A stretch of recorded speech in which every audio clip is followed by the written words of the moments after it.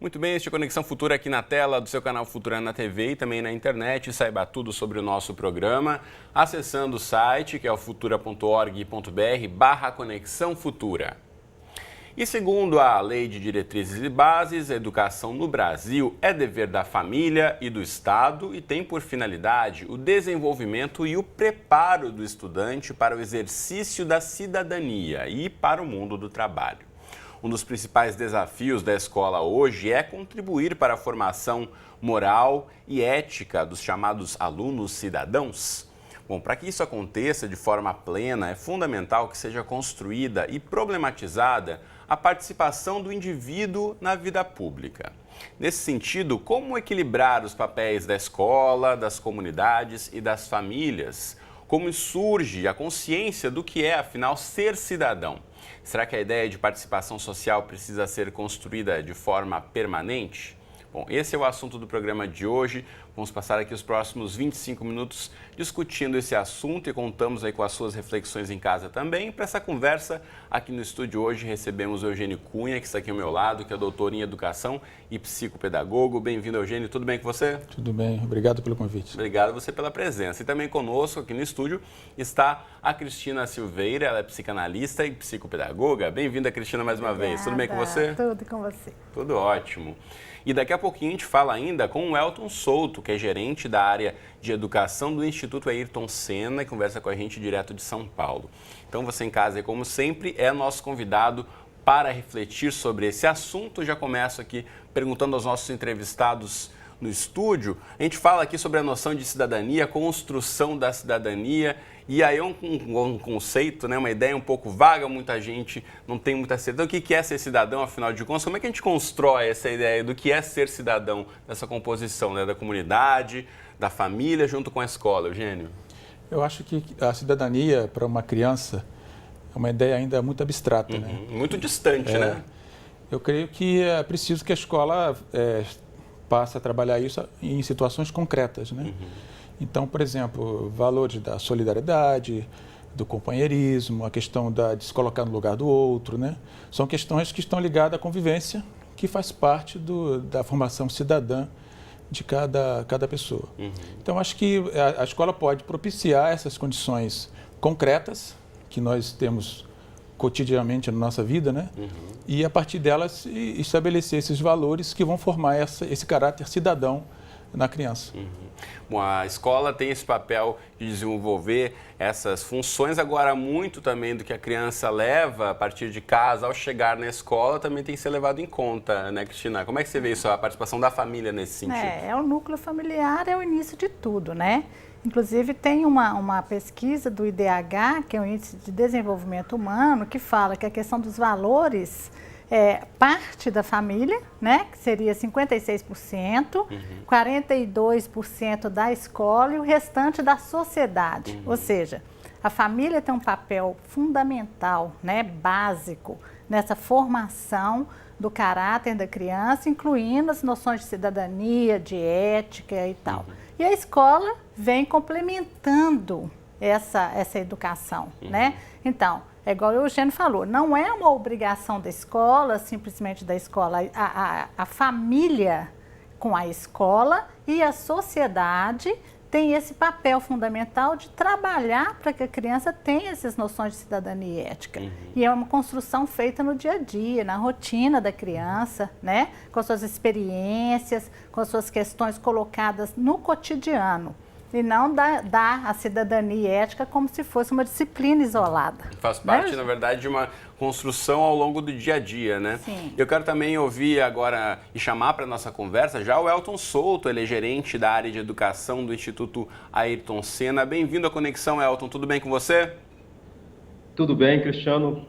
Boa tarde a todos. Muito obrigado pelo convite. Então, estou aqui à disposição para participar do debate com vocês. Muito bem, obrigado a você por ter aberto espaço aí na sua agenda para conversar conosco também. Então, de que forma aí as práticas de educação integral, por exemplo, aplicadas de forma ampla no sistema de ensino do país, poderiam contribuir para formar aí os chamados cidadãos brasileiros? Ótimo.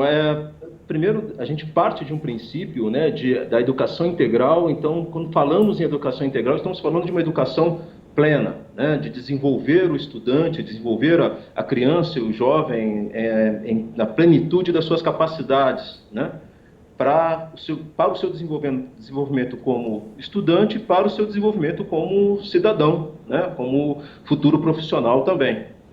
Então, essa concepção de educação, ela traz em si a formação do cidadão, né? Ela traz em si a formação do jovem e da criança para a participação, para a atuação pelo bem comum, para a construção de uma identidade individual, mas também uma identidade coletiva, né? E de uma atuação coletiva, uma atuação protagonista no mundo também, onde o jovem e a criança numa certa medida e o jovem numa medida ainda maior, né, possam ser convidados e possam atuar trazendo e propondo soluções aos problemas que ele enfrenta na sua escola e também na sua comunidade, na sociedade em geral, né? Então, essa concepção de trazer o jovem como produtor de conhecimento, como um parceiro na construção de soluções, é um caminho para um desenvolvimento da cidadania. Cidadania essa que o Eugênio e a Cristina também trouxeram isso em alguma medida nas suas falas, passa por uma questão de valores, né? Valores aí entendidos também como capacidade de fazer escolhas, né? E para fazer as melhores escolhas, as crianças e os jovens precisam ter oportunidades também na escola que os conduzam a isso, né? Que os ajudem a se desenvolver nessa direção e seja um caminho para o desenvolvimento da sua autonomia também, né? Então, a cidadania ela passa por isso, passa por escolhas, passa por oportunidades, passa por valores, né?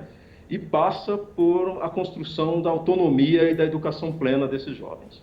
Sem dúvida. Você mencionou a questão dos jovens, Elton, e eu lembrei, no momento a gente vive aí uma série de movimentos, né, em escolas ocupadas, Brasil afora, em que os jovens, na verdade, querem participar, querem fazer parte de algumas decisões dentro das escolas também, meio que burlando aí o sistema tradicional, porque a escola não abre esse espaço para eles. De que forma você avalia isso também, a construção de ouvir um pouco mais, de dar voz ao jovem, ao aluno, e não simplesmente a escola com o seu sistema fechado, querendo impor, na verdade, qual espaço de participação pode ou não o jovem atuar, né?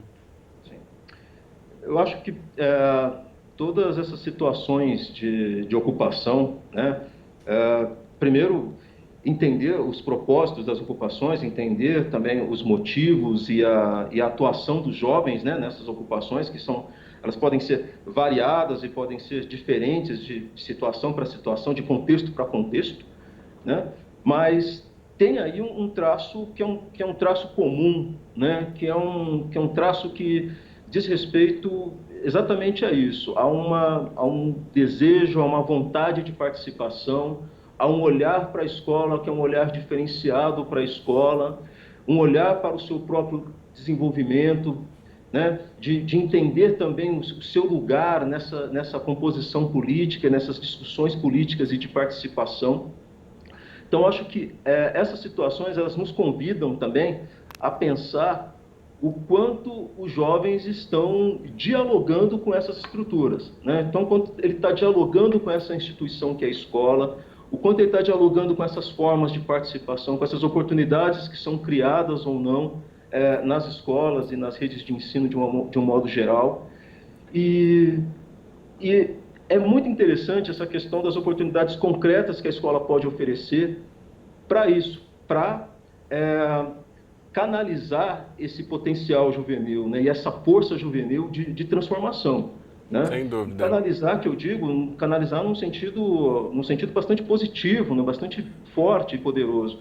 E o papel da escuta ele é muito fundamental, né? Criar espaços de escuta, de discussão, de envolvimento nos jovens na proposição de soluções, né? Então, quantas vezes o professor, o próprio diretor da escola, ele lida ali com desafios cotidianos na escola. Então, convidar o jovem a participar dessas soluções também é um caminho para que ele desenvolva uma noção de pertencimento muito maior à escola, de envolvimento muito maior nessas soluções, né, e abra um caminho também de participação e de cidadania aí, que a própria escola pode fomentar, né?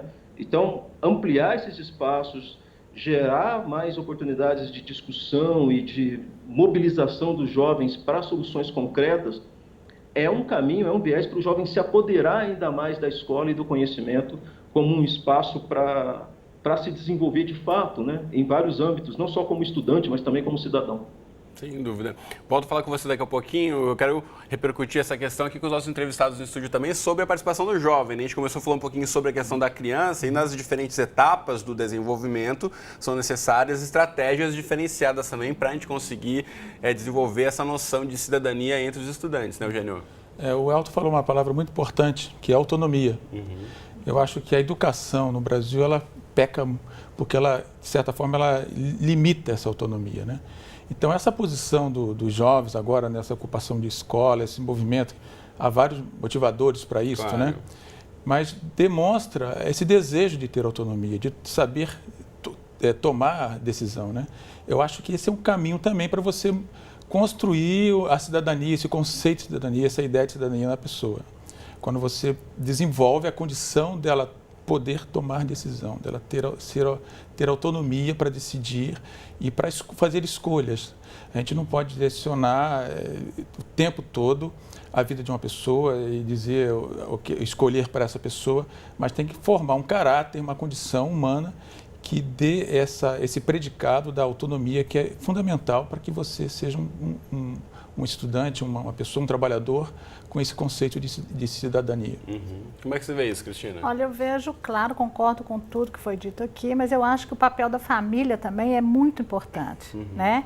Então, a criança, o jovem, que em casa ele não tem a liberdade ou às vezes não tem um modelo parental, né, firmado para poder construir essa noção de cidadania, mesmo que a escola seja uma escola empenhada, que trabalhe a autonomia e a criatividade do aluno, vai faltar muito para essa criança e para esse jovem no sentido dessa construção.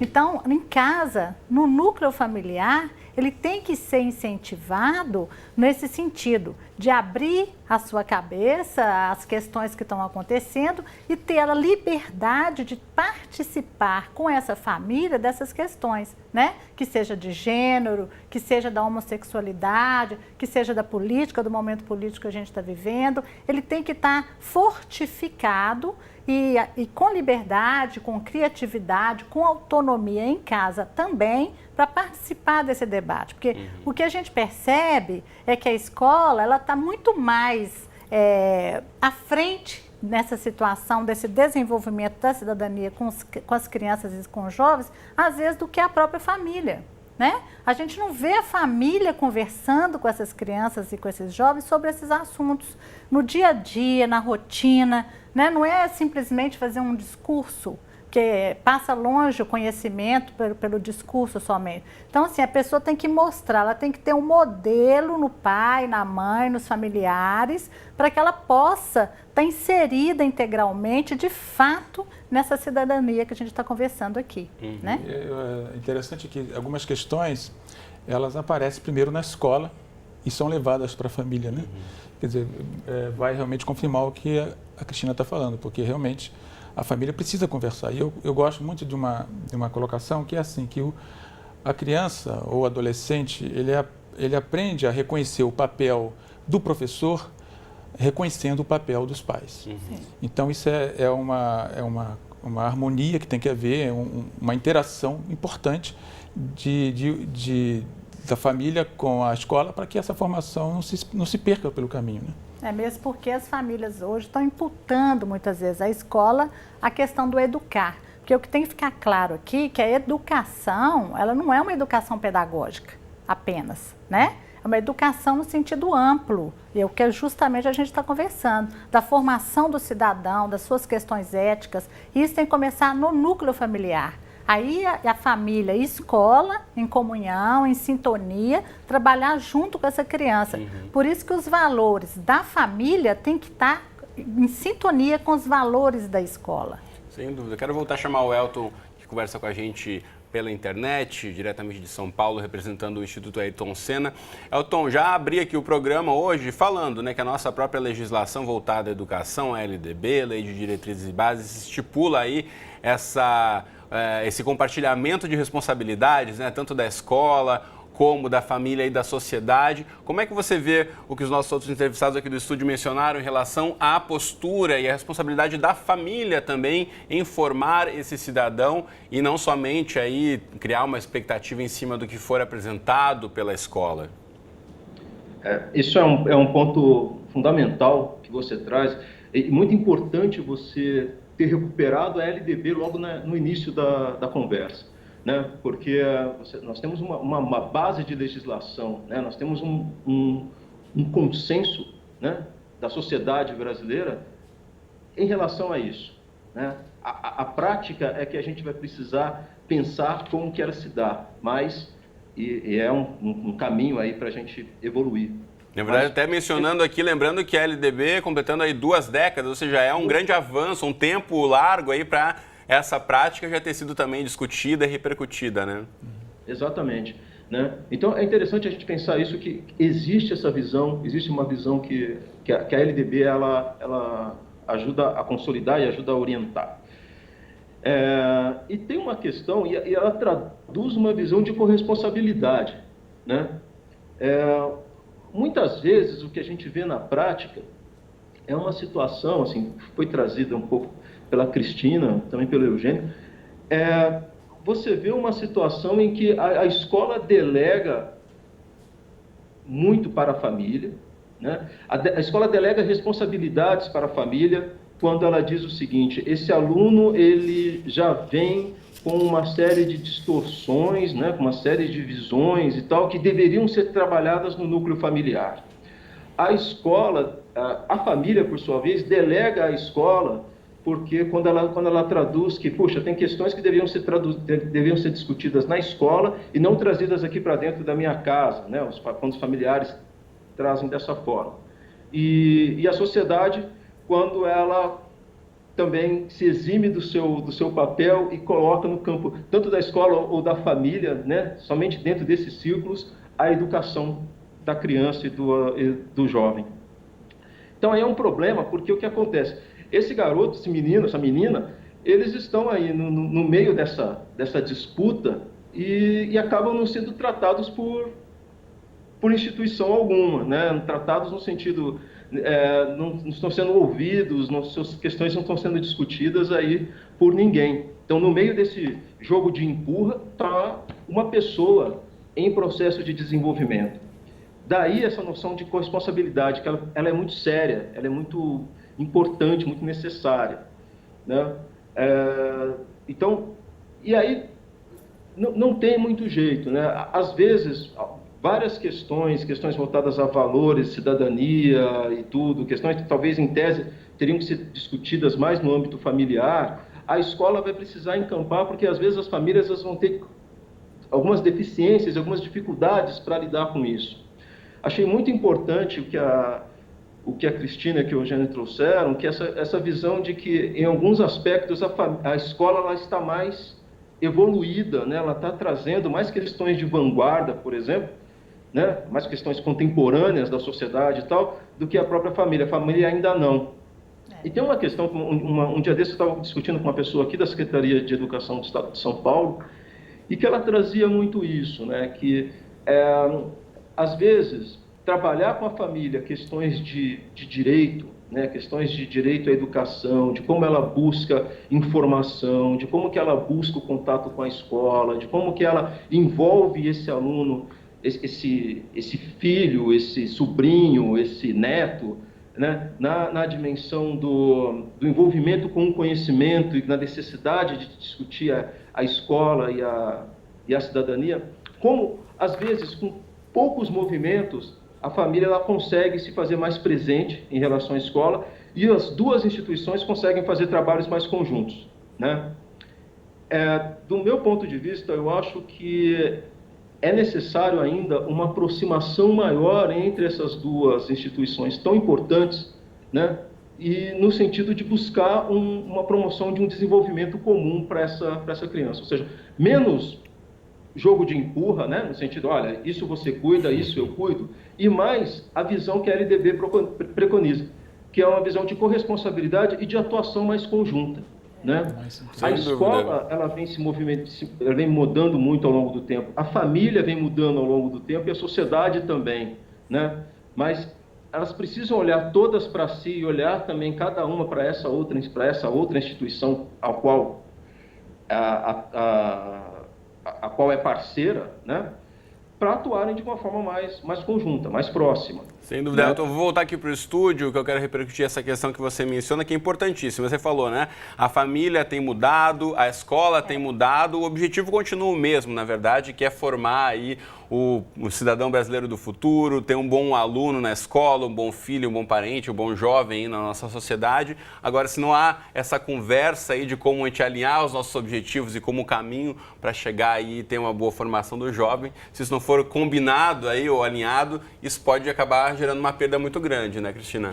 Na verdade, o que ele falou é muito importante também. Agora, eu acho o seguinte, as famílias, muitas delas, não estão preparadas, às vezes, para lidar com essa criança e com esse jovem que se apresenta nesse momento contemporâneo da gente. Muitas vezes a própria formação dos pais também foi falha e não há como também suprir uma demanda do jovem. Exatamente. Falta para eles uma pedagogia, um conhecimento que a escola tem.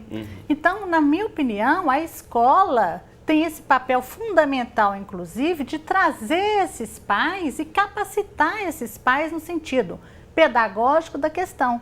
Como lidar com essa criança, o que fazer com essa criança no dia a dia, em casa, como lidar com as questões que ela está trazendo que são conflitantes para os pais, que eles não dão conta daquela questão.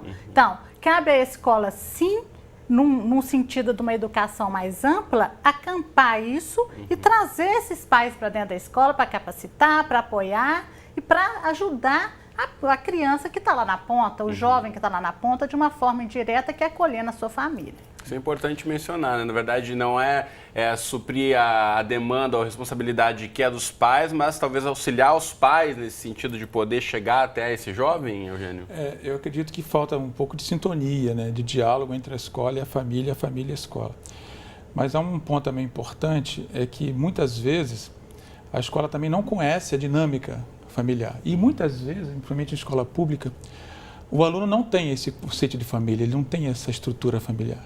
Então a coisa fica mais complicada ainda, mais complexa. Mas nada que seja impossível, né? Porque a gente, quando pensa em educação, a gente pensa em alvos, às vezes, muito difíceis, mas de repente a gente vê que a gente andou muito e alcançou muito mais do que esperava. Então essa aproximação é fundamental. É fundamental também esse diálogo mais próximo entre a família, o professor, a gestão da escola, conhecer a dinâmica daquela família. Trazer também para junto dessa conversa a própria comunidade em torno da escola.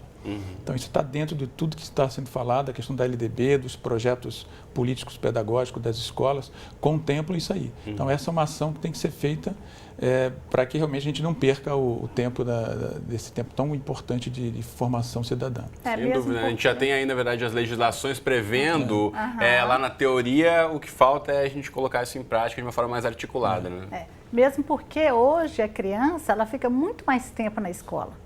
Né? Às vezes a criança fica o dia todo na escola, horário integral, né? O contato dessa criança com a família, às vezes é só no fim de semana, às vezes à noite, porque os pais trabalham muito, não tem tempo, às vezes, de estar fazendo essa troca com a criança. Então, o que ela aprende, às vezes 70% do tempo é dentro da escola. Né? Então, a escola ela está com esse poder na mão, sim, no sentido de educar essa criança no sentido amplo, não só pedagógico, eu quero deixar isso bem claro.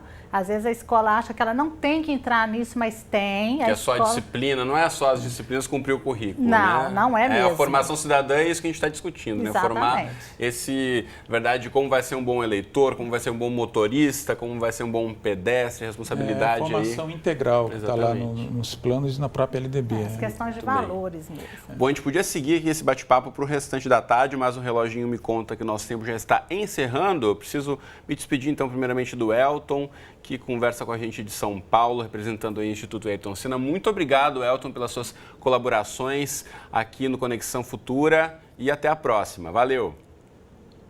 Muito obrigado, obrigado a todos. Foi uma conversa ótima e estamos à disposição para seguir com esse debate sobre educação integral e sobre juventude e crianças e desenvolvimento humano, sempre. Bacana, um abraço para você. Obrigado. Muito bem, então agradeço aos dois também aqui no estúdio. Passou rápido, né? Obrigado, Eugênia e Cristina. Um prazer recebê-los aqui no estúdio ainda. Passou rápido porque foi bom. Se melhor ainda, né? Pra gente terminar dessa forma. Tem os livros que o Eugênio trouxe aqui. Deixa eu mostrar rapidamente aqui para o Guilherme Chagas, nosso câmera. Aqui tem, primeiramente, o Afeto e Aprendizagem. Tem ainda Práticas Pedagógicas para a Inclusão e Diversidade. E ainda temos aqui o autismo na escola, é um assunto que a gente já trabalhou aqui no Conexão, vamos voltar a tratar, que é importantíssimo falar de inclusão dentro da escola e ainda mais sobre autismo e inclusão. Está aqui para você de casa também, dicas de leitura, é sempre importante ser que além do tempo na TV, você levar essa discussão aí para o seu tempo fora da frente de uma tela também. Rapidamente, deixa eu voltar aqui ao computador, já que eu já me despedi do Elton, mas para mostrar para você de casa o site do Instituto Ayrton Senna, onde você pode saber mais aí sobre as iniciativas muito bacanas desenvolvidas aí, principalmente na área da educação integral, institutoayrtonsenna.org.br. Tempo estourado, obrigado aos dois mais uma vez. Você de casa, obrigado pela companhia, um abraço e até a próxima.